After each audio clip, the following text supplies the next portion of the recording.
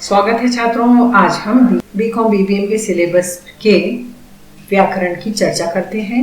सबसे पहले हम पढ़ते हैं लिंग। लिंग किसे कहते हैं, इसकी परिभाषा, भेद और उदाहरण। परिभाषा है संज्ञा, सर्वनाम या क्रिया के जिस रूप से किसी व्यक्ति, वस्तु या भाव की जाति कि वह स्त्री है या पुरुष का बोध होता है उसे लिंग कहते हैं। दूसरी परिभाषा देखते हैं। लिंग शब्द का अर्थ है निशान, अर्थात जिस शब्द से यह पता चले कि संज्ञा शब्द पुरुष जाति का है या स्त्री जाति का, उसे लिंग कहते हैं। उदाहरण है आदमी, औरत, बकरा, बकरी, मोर, मोरनी, स्त्री, पुरुष। आगे हम देखते हैं कि हिंदी व्याकरण में लिंग दो प्रकार के होते हैं, पहला पुल्लिंग और दूसरा स्त्रीलिंग। आगे हम इसकी भी परिभाषा देखते हैं।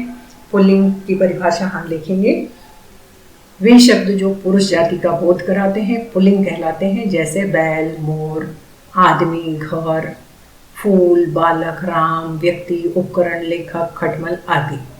स्त्रीलिंग शब्द की परिभाषा देखते हैं। वे शब्द जो स्त्री जाति का बोध कराते हैं स्त्रीलिंग कहलाते हैं, जैसे गाय, औरत, मोरनी, बालिका, लेखिका। तो इस प्रकार हमने यह लिंग की परिभाषा और उदाहरण तो देख लिए, लेकिन छात्रों जब लिंग पहचानने की बारी आती है तो थोड़ी कठिनाई होती है। तो इसके लिए कुछ नियम बनाए गए हैं। आगे हम देखते हैं कि जीवधारी या प्राणीवाचक संज्ञा का लिंग निर्णय कठिन नहीं है, किंतु जो अप्राणी होते हैं, जो जीवित नहीं होते हैं, ऐसे शब्दों का लिंग निर्धारण या लिंग पहचानना कठिन होता है, क्योंकि हिंदी में निर्जीव वस्तुओं को भी स्त्री और पुरुष दो विभिन्न जातियों या लिंगों में ही बांटा गया है। हिंदी में केवल स्त्रीलिंग और पुल्लिंग ही है, जिसकी वजह से थोड़ी कठिनाई होती है। और इस कठिनाई को दूर करने के लिए कुछ नियम बनाए गए हैं, जिसके नियम की चर्चा हम यहाँ पर करेंगे। पहला नियम है अकारांत तत्सम शब्द पुल्लिंग होते हैं, जैसे धन, वन, जल, शरीर, लोभ, कारण, दर्शन। ये सारे शब्द कई सारे यहाँ पर लिस्ट दी गई है, जिसे आप देख सकते हैं कि ये अकारांत होते हैं और पुल्लिंग होते हैं। दूसरा हम देखेंगे नियम, हिंदी के अकारांत शब्द पुल्लिंग होते हैं, जैसे लड़का, भाड़ा, नाला, ढकना, फटाका आदि। उदाहरण आप कई सारे देख सकते हैं। इस नियम में कुछ अपवाद भी होते हैं कि आकारांत शब्द पुल्लिंग होते हैं, लेकिन कुछ अपवाद हैं। वो हैं पर्वतों के नाम जो पुल्लिंग होते हैं। समय यहाँ आप देख सकते हैं, हिमालय पर्वत, विंध्याचल पर्वत। समय देख सकते हैं, जैसे घंटा, मिनट, सेकंड, ये सब भी पुल्लिंग होता है। हिंदी महीनों और दिनों के नाम भी चैत्र, वैशाख, सोमवार, मंगलवार।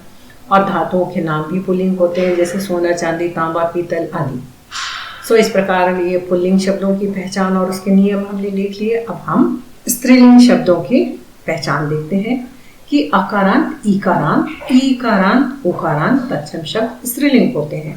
अकारांत के उदाहरण हम यहाँ देखेंगे, दया, माया, कृपा, लज्जा, क्षमा। कई सारे शब्द यहाँ दिए हैं, जिसे आप देख सकते हैं। दया आती है, माया होती है, कृपा करनी चाहिए, लज्जा आती है। ये सब अकारांत हैं और ये स्त्रीलिंग है। अब हम ईकारांत शब्द देखेंगे, अनुमति, श्रुति, पूर्ति, जाति, ये सभी स्त्रीलिंग शब्द हैं। ये इनका इकारांत मतलब इन शब्दों का अंत ई से होता है। अब हम ईकारांत, बड़ी ई का मात्रा वाले शब्द देखते हैं जो स्त्रीलिंग होते हैं, जैसे नदी, नारी, कुंडली, गोष्ठी। ये बड़ी ई की मात्रा होती है और वे स्त्रीलिंग शब्द होते हैं। अब हम कुछ उकारांत स्त्रीलिंग शब्द देखेंगे, मृत्यु, आयु, वस्तु आदि। अब दूसरा नियम स्त्रीलिंग का देखेंगे, ऐसी भाववाचक तद्भव संज्ञाएं जिनका अंत ट से होता है, आवट, आहट आदि प्रत्ययों से होता है, वे स्त्रीलिंग होते हैं, जैसे खटपट, रुकावट, घबराहट। ये स्त्रीलिंग है। अगला नियम देखेंगे, हिंदी में कुछ प्राणीवाचक शब्दों का प्रयोग होता है, वे केवल स्त्रीलिंग में ही होते हैं, उनका कभी भी पुल्लिंग रूप हो ही नहीं सकता है, जैसे सुहागिन, सती, औरत, सौतिन आदि। अन्य उदाहरण आप यहाँ देख सकते हैं। अगला हम देखेंगे अ, आ, ई, ऊ अंत वाली संज्ञाएं प्रायः स्त्रीलिंग होती है, जैसे दया, लता, माला, सरिता, ये सब हमेशा स्त्रीलिंग ही होती हैं। भाषाओं के नाम तथा बोलियां भी स्त्रीलिंग होती हैं, जैसे हिंदी, उर्दू, संस्कृत आदि। कुछ सब्जियों के नाम पुल्लिंग व स्त्रीलिंग दोनों होते हैं। पुल्लिंग के अंतर्गत आते हैं जैसे टमाटर, बैंगन, मटर, प्याज, लहसुन, खीरा, करेला, आलू, नींबू, जमीकंद, तरबूज, खरबूज आदि। स्त्रीलिंग के अंतर्गत आते हैं भिंडी, तुरई, मूली, मेथी, सरसों, फलियां आदि। आगे हम देखते हैं कि नदियों के नाम अधिकांश स्त्रीलिंग एवं कुछ पुल्लिंग होते हैं, जैसे गंगा, यमुना, कृष्णा, गोदावरी, महानदी, ये सभी स्त्रीलिंग होती हैं। वहीं पर हम देखेंगे कि पुल्लिंग भी कुछ नदियां होती हैं, जैसे ब्रह्मपुत्र, सिंधु, सतलज, व्यास, चेनाब, ये शब्द पुल्लिंग होते हैं। सो इस प्रकार हमने देखा कि यह लिंग की परिभाषा, प्रकार और उदाहरण। मुझे आशा है छात्रों आपको यह बहुत अच्छी तरह से समझ में आ गया होगा। अगर न समझ में आया हो तो कमेंट करके ज़रूर पूछिए। छात्रों अब हम आगे बढ़ें उससे पहले कि अगर आपने चैनल को सब्सक्राइब नहीं किया है तो जल्दी से कीजिए और वीडियो को लाइक करना, शेयर करना न भूलिए। साथ ही कमेंट करके हमें बताइए कि यह सामग्री आपके लिए उपयोगी है या नहीं है, और आप अन्य कुछ चाहते हैं तो वह भी हमें ज़रूर बताइए। चलिए आगे बढ़ते हैं, देखते हैं वचन किसे कहते हैं। परिभाषा, भेद और उदाहरण। परिभाषा है एक या एक से अधिक वस्तुओं का बोध कराने वाले शब्दों को वचन कहते हैं, जैसे एक वचन लड़का, कलम, घर, पुस्तक आदि। बहुवचन जैसे लड़के, कलमें, लड़कियां, पुस्तकें आदि। हिंदी व्याकरण में वचन दो प्रकार के होते हैं, एक वचन, बहुवचन। जिसकी परिभाषा हम देखेंगे। एक वचन जिस शब्द से एक वस्तु का बोध होता है उसे एक वचन कहते हैं, जैसे लड़का, घोड़ा, नदी, किताब। बहुवचन जिस शब्द से एक से अधिक वस्तुओं का बोध हो उसे बहुवचन कहते हैं, जैसे लड़के, घोड़े, नदियाँ, किताबें, पुस्तकें आदि। हम आगे देखते हैं कि वचन संबंधी कुछ नियम भी होते हैं। वे इस प्रकार हैं।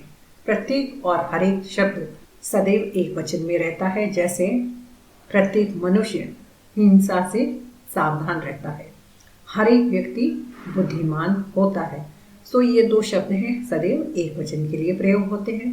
वैसे ही कुछ शब्द हैं जो सदैव बहुवचन ही रहते हैं, जैसे आंसू, होंठ, प्राण, लोभ, हस्ताक्षर आदि शब्द हैं। यहाँ उदाहरण देखेंगे, राधा के आंसू आ गए। आंसू आ गया, हम एक आंसू कभी नहीं होता है, वो हमेशा बहुवचन में ही होता है। मंदिर में लोग भगवान के दर्शन के लिए आते हैं।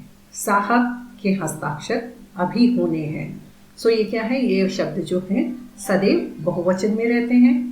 अब हम देखते हैं कि वचन के तीसरा नियम क्या है। आगे हम देखते हैं वचन का तीसरा नियम कि भाववाचक एवं गुणवाचक संज्ञाएं प्रायः एक वचन में ही होती है, अर्थात जिससे किसी व्यक्ति के, वस्तु के भाव का या गुण का पता लगता है वो हमेशा एक वचन में रहती है, जैसे सुंदरता, बचपन, मिठास, स्वाद। उदाहरण के लिए स्त्री की सुंदरता उसका गहना होती है, तो यह सुंदरता शब्द कभी भी सुंदरताएं नहीं होता है, बचपने भी नहीं होता है, मिठासें भी नहीं होता है, यह हमेशा एक वचन में ही रहता है। राजेश का बचपन याद आता है, आम में स्वाभाविक मिठास होती है। ये शब्द हमेशा एक वचन में ही रहते हैं। चौथा नियम देखते हैं, जहां आदर या सम्मान व्यक्त करने के हेतु एक व्यक्ति के लिए भी बहुवचन का प्रयोग ही किया जाता है, वहां आदरार्थक बहुवचन होता है, जैसे पिताजी आए हैं, गुरुदेव विद्वान हैं, गांधी जी अहिंसावादी थे। हम क्या देखते हैं, ये शब्द सदैव बहुवचन रहते हैं, यह उनका नियम है। और यहाँ पर आप कुछ देख सकते हैं, एक चार्ट बनाया गया है आपके लिए कि आ को ए में बदलकर किस प्रकार बहुवचन बनाया जाता है। जैसे कमरा कमरे हो जाता है, लड़का लड़के हो जाता है, अ को ए में दाल दालें, और आ जिससे अंत होता है उसको ए में जोड़कर कैसे बहुवचन बनाते हैं, बाला बालाएं। इस प्रकार आप यहाँ पर स्क्रीन पर कई सारे उदाहरण देख सकते हैं कि अलग अलग अक्षरों में किस प्रकार बदलाव करके उसका बहुवचन बनाने का नियम है। और कुछ वचन के अन्य उदाहरण भी आप यहाँ पर लिस्ट देख सकते हैं।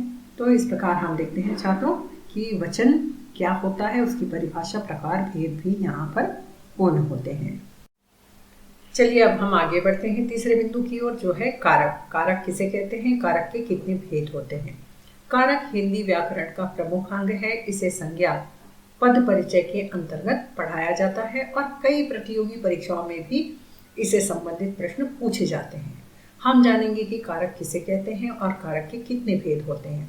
तो यहाँ परिभाषा है, संज्ञा सर्वनाम के जिस रूप से वाक्य का संबंध अन्य शब्दों से स्थापित हो उसे कारक कहते हैं। जैसे राम ने रावण को बाण से मारा, तो राम ने कारक है, रावण को बाण से यहाँ पर कारक है।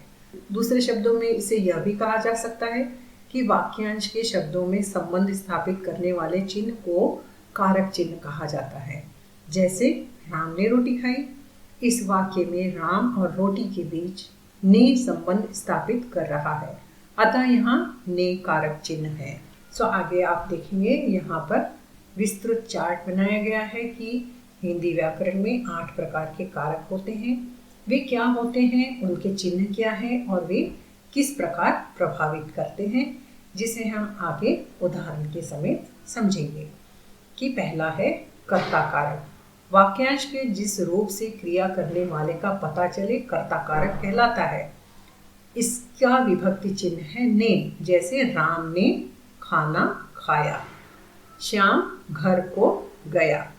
उपयुक्त उदाहरण में हम कर्ता राम के बारे में देखते हैं कि राम ने का प्रयोग किया गया है, अतः यहाँ कर्ता कारक है। कर्ता काम कर रहा है।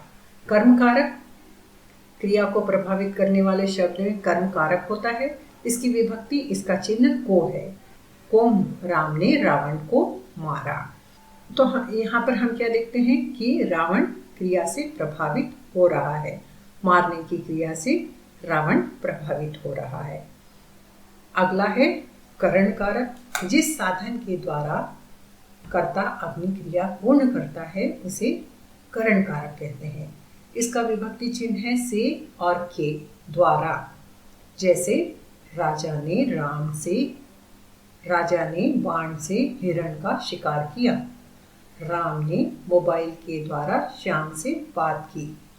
दोनों उदाहरणों में हम बाण और मोबाइल वह साधन देखते हैं जिसकी मदद से काम पूरा हुआ, अतः यहाँ करण कारक है। अगला बिंदु है संप्रदान कारक, जिसके लिए क्रिया संपन्न की जाती है। यह संप्रदान कारक होता है। इसका विभक्ति चिन्ह को के लिए ए होता है। जैसे राम को पैसे दे दो, मोहन अपने बच्चों के लिए भोजन लाया। दोनों उदाहरणों में राम और बच्चों के लिए क्रिया हुई है, अतः यहाँ संप्रदान कारक है। आगे बढ़ते हैं अपादान कारक। जब वाक्यांश से अलग होने का भाव अथवा तुलना होती है वहाँ अपादान कारक होता है। इसका विभक्ति चिन्ह से है। जैसे वह दीवार से कूद गया, राम श्याम से बेहतर गाता है। उपयुक्त उदाहरण में दीवार से अलग होने का भाव निकल रहा है और दूसरे उदाहरण में राम और श्याम में तुलना की गई है। तो यहाँ हम क्या देखते हैं, यह अपादान कारक है। संबंध कारक। जब वाक्यांश के अन्य पदों से पारस्परिक संबंध होता है तो संबंध कारक होता है। इसका विभक्ति चिन्ह है का, की, के, ना, नी, ने, रा, री, रे। जैसे उदाहरण देखेंगे, यह सोहन की किताब है। उपयुक्त उदाहरण में सोहन की किताब की बात की गई है। इससे पता चलता है कि सोहन का किताब से संबंध है, यह संबंध बता रहा है। अगला बिंदु देखते हैं अधिकरण कारक।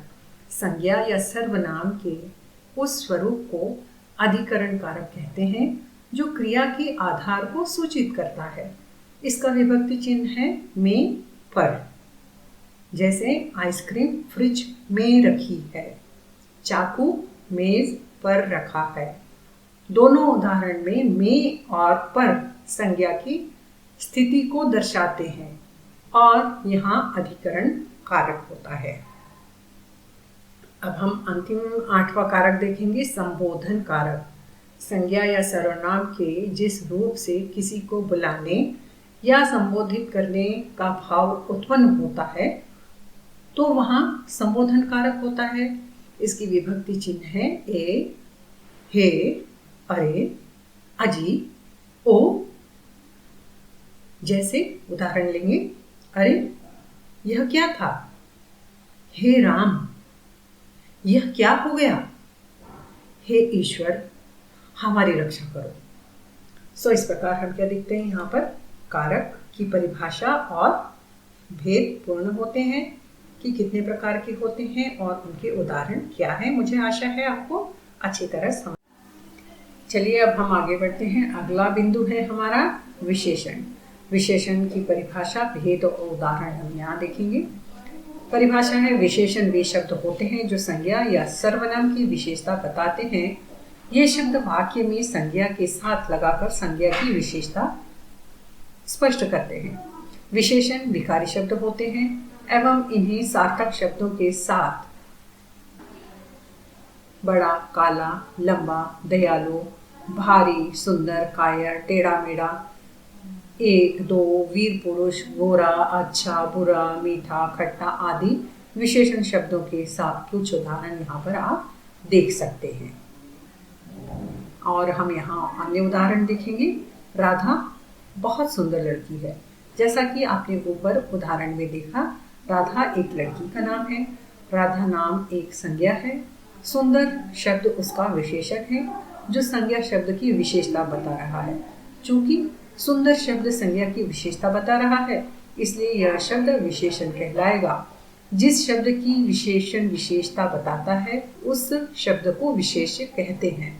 जैसे बहुत सुंदर लड़की है, ये इसमें बहुत क्या है, विशेष्य है जो विशेषण की भी विशेषता बता रहा है। चलिए आगे हम बढ़ते हैं। अगला उदाहरण है, रमेश बहुत नीडर सिपाही है। इस उदाहरण में हम देखते हैं कि रमेश एक सिपाही है एवं वह नीडर भी है। अगर इस वाक्य में नीडर नहीं होता तो हमें बस यह पता चलता कि रमेश एक सिपाही है, लेकिन कैसा सिपाही है ये हमें नहीं पता चलता। अभी नीडर शब्द का वाक्य में प्रयोग हुआ है तो हमें पता चल गया कि रमेश सिपाही होने के साथ साथ वह नीडर भी है। नीडर शब्द रमेश की विशेषता बता रहा है, अतः नीडर शब्द विशेषण कहलाएगा। अगला उदाहरण देखते हैं। मोहन एक मेहनती विद्यार्थी है। जैसा कि आपने उदाहरण देखा कि यहाँ मोहन की मेहनती होने की विशेषता बताई जा रही है। अगर हम इस वाक्य में मेहनती विशेषण हटा देते हैं तो हमें सिर्फ यह पता चलता है कि मोहन एक विद्यार्थी है, लेकिन कैसा विद्यार्थी है यह हमें पता नहीं चलता। जब वाक्य में मेहनती विशेषण का प्रयोग किया जाता है तो हमें पता चलता है कि मोहन विद्यार्थी होने के साथ साथ मेहनती भी है। मेहनती शब्द की विशेषता बता रहा है, अतः मेहनती शब्द विशेषण कहलाएगा। विशेष्य है वाक्य में जिस संज्ञा या सर्वनाम की विशेषता बताई जाती है उसे विशेष्य कहते हैं। अब हम देखते हैं कि विशेषण के 8 प्रकार होते हैं। गुणवाचक, संख्यावाचक, परिणामवाचक, सार्वनामिक विशेषण, व्यक्तिवाचक विशेषण, प्रश्नवाचक विशेषण, तुलन बोध विशेषण और संबंधवाचक विशेषण। सो यहाँ आप देख सकते हैं, सबके उदाहरण समेत यहाँ पर आपके लिए प्रस्तुत किया गया है। गुणवाचक विशेषण होता है जो विशेषण हमें संज्ञा या सर्वनाम के रूप, रंग आदि का बोध कराते हैं, वे गुणवाचक विशेषण कहलाते हैं। जैसे ताजमहल एक सुंदर इमारत है। संख्यावाचक विशेषण में ऐसे शब्द जो संज्ञा या सर्वनाम की संख्या के बारे में बोध कराते हैं, जैसे विकास 4 बार खाना खाता है। परिणामवाचक विशेषण है जो शब्द संज्ञा या सर्वनाम की मात्रा के बारे में बताते हैं, जैसे मुझे 1 किलो टमाटर लाकर दो। सार्वनामिक विशेषण जो सर्वनाम शब्द संज्ञा से पहले आए एवं विशेषण की तरह संज्ञा शब्द की विशेषता बताएं, वे शब्द सार्वनामिक विशेषण कहलाते हैं। व्यक्तिवाचक विशेषण हम देखते हैं जो शब्द असल में व्यक्तिवाचक संज्ञा के बने होते हैं और विशेषण शब्दों का निर्माण करते हैं, वे शब्द व्यक्तिवाचक विशेषण कहलाते हैं। जैसे लखनऊ से लखनवी शब्द बन जाता है। छठवां है संबंधवाचक विशेषण। जब विशेषण शब्दों का प्रयोग करके किसी एक वस्तु या व्यक्ति या संबंध दूसरी वस्तु या व्यक्ति के साथ बताया जाए तब वह संबंधवाचक विशेषण कहलाता है। इस तरह के विशेषण क्रिया विशेषण आदि से बनते हैं। जैसे अंदरूनी, यह शब्द अंदर शब्द से बना है जो कि एक क्रिया विशेषण है। भीतरी, यह शब्द भीतर शब्द से बना है जो कि एक क्रिया विशेषण है। अब हम सातवां देखते हैं तुलना बोधक विशेषण। जैसा कि हम सभी जानते हैं कि विशेषण शब्द संज्ञा या सर्वनाम की विशेषता बताते हैं, लेकिन कई बार दो वस्तुओं के गुण दोषों की तुलना की जाती है। जिन शब्दों से दो वस्तुओं की परस्पर तुलना की जाती है वे शब्द तुलना बोधक विशेषण कहलाते हैं। जैसे राम सुरेश से ज्यादा सुंदर है। यहाँ दो व्यक्तियों की विशेषताओं की तुलना की जा रही है। अगला है प्रश्नवाचक विशेषण। ऐसे शब्द जिनका संज्ञा सर्वनाम में जानने के लिए प्रयोग किया जाता है, जैसे कौन, क्या आदि, वे शब्द प्रश्नवाचक विशेषण कहलाते हैं। इन शब्दों का प्रयोग करके हमें किसी वस्तु, व्यक्ति आदि के बारे में ज्यादा जानने की कोशिश करनी होती है। मेरे जाने के बाद कौन यहाँ आया था। सो यहाँ हम देख रहे हैं यह उदाहरण भी दिया गया है जिससे आपको प्रश्नवाचक विशेषण अच्छी तरह समझ में आ गया होगा। सो इस प्रकार यह विशेषण के बारे में जानकारी पूर्ण होती है। चलिए अब हम वीडियो के अंतिम भाग क्रिया के बारे में जानकारी प्राप्त करते हैं कि हिंदी व्याकरण में 4 विकारी शब्द होते हैं: संज्ञा, सर्वनाम, विशेषण और क्रिया। क्रिया को अंग्रेजी में एक्शन वर्ड कहते हैं। क्रिया का अर्थ होता है करना। जो भी काम हम करते हैं वो क्रिया कहलाती है। क्रिया की परिभाषा देखते हैं। जिस शब्द के द्वारा किसी क्रिया के करने या होने का बोध होता है उसे क्रिया कहते हैं। या दूसरी परिभाषा देखते हैं। वाक्य में प्रयुक्त जिस शब्द अथवा शब्द समूह के द्वारा किसी कार्य के होने अथवा उसकी पूर्णता या अपूर्णता का बोध होता है उसे क्रिया कहते हैं। वे शब्द हैं जिनसे क्रिया का बोध होता है। उदाहरण के लिए पढ़ना, लिखना, खाना, पीना, खेलना, सोना आदि। यहाँ उदाहरण हम देखेंगे शब्दों में, वाक्यों में। विक्रम पढ़ रहा है, सुरेश खेल रहा है, राजा राम पुस्तक पढ़ रहा है, बच्चे क्रिकेट खेल रहे हैं, लड़कियां गा रही हैं, गीता चाय बना रही है, महेश पत्र लिख रहा है, उसी ने बोला था। सो यहाँ पर आप देख रहे हैं जो बोल्ड अक्षर हैं वे सभी क्रिया हैं। अब आगे बढ़ते हैं कि क्रिया के कितने भेद होते हैं। क्रिया का वर्गीकरण 3 आधार पर किया गया है। पहला है कर्म के आधार पर, दूसरा प्रयोग के आधार पर, प्रयोग एवं संरचना के आधार पर, और तीसरा है काल के आधार पर।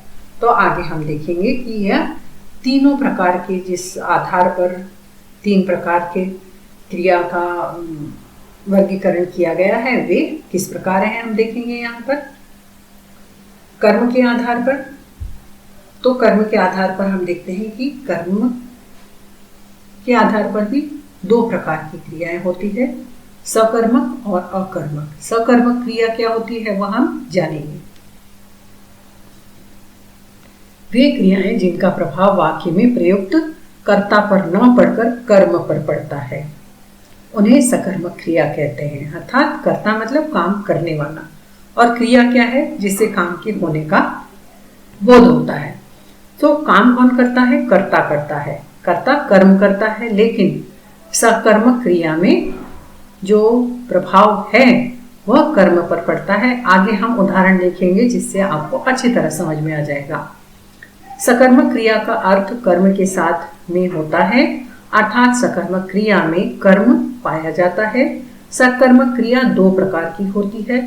सकर्मक स और कर्मक से मिलकर बना है, जहाँ स उपसर्ग का अर्थ साथ में तथा कर्मक का अर्थ है कर्म के साथ। सकर्मक क्रिया के उदाहरण देखेंगे, जैसे हरि आम खाता है। यहाँ आम कर्म है, क्रिया खाता है। ठीक है, खाता है का फल कर्म आम पर पड़ा है। प्रश्न पर ही कि हरी क्या खाता है? उत्तर मिलेगा कि वह आम खाता है। अकर्मक क्रिया किसे कहते हैं? वे क्रियाएं जिनका प्रभाव वाक्य में प्रयुक्त कर्ता पर पड़ता है उन्हें अकर्मक क्रिया कहते हैं। अकर्मक क्रिया का अर्थ कर्म के बिना होता है, अर्थात अकर्मक क्रिया के साथ कर्म प्रयुक्त नहीं होता। हम उदाहरण लिखेंगे। अकर्मक शब्द अ और कर्मक से मिलकर बना है। यहाँ अ उपसर्ग का अर्थ बिना तथा कर्मक का अर्थ कर्म से होता है। उदाहरण है बच्चा रोता है। इस वाक्य में क्रिया करने वाला बच्चा है जो करता है। यहाँ इसी पर क्रिया का सारा कर्म फल पड़ रहा है, अर्थात रोना कर्म है। प्रश्न करने पर बच्चा क्या रोता है तो उत्तर नहीं मिलेगा, इसलिए इसे अकर्मक क्रिया कहते हैं। मुझे आशा है आपको अच्छी तरीके से यह समझ में आ गया होगा। अब हम दूसरा भेद देखते हैं, प्रयोग एवं संरचना के आधार पर क्रिया के भेद।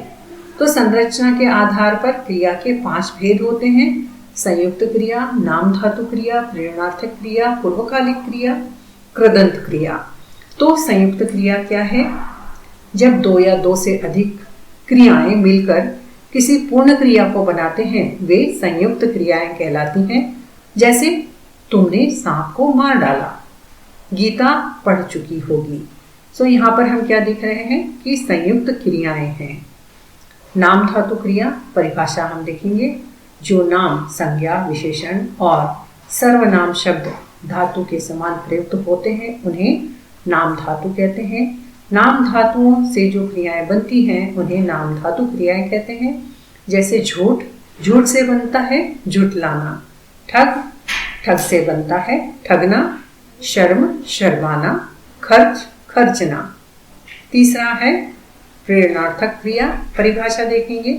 जिस क्रिया से यह पता चले कि कर्ता स्वयं कार्य न करके किसी दूसरे को उसके करने की प्रेरणा देता है उसे प्रेरणार्थक क्रिया कहते हैं। रोहन सोहन से काम करवाता है। तो हम क्या देख रहे हैं कि रोहन स्वयं काम नहीं कर रहा है, वह सोहन से करवा रहा है, करवाता है। तो हम क्या देखते हैं कि ये प्रेरणार्थक क्रिया हो जाती है। आगे देखेंगे पूर्वकालिक क्रिया। पूर्वकालिक क्रिया की परिभाषा देखेंगे। जिस क्रिया से पहले यदि कोई अन्य क्रिया आ जाए अथवा जहां एक कार्य समाप्त होकर दूसरा कार्य किया जाए उसे पूर्वकालिक क्रिया कहते हैं। जैसे सुजय अभी सोकर उठा है, तुम खाना खाकर सो गए। तो हम क्या देख रहे हैं यहाँ पर 2 क्रियाएं आई हुई है कि सुजय अभी सोकर उठा है, सो गया एक क्रिया, उठा है दूसरी क्रिया। और दूसरा वाक्य दिख रहे हैं तुम खाना खाकर सो गए, खाकर सो गए, 2 क्रियाएं आई है।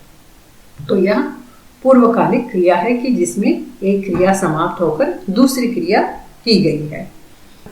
अब हम 5वां भेद देखते हैं, कृदंत क्रिया, जिसकी परिभाषा है जिन क्रियाओं का निर्माण कृत प्रत्यय के योग से होता है वे कृदंत क्रियाएं कहलाती है।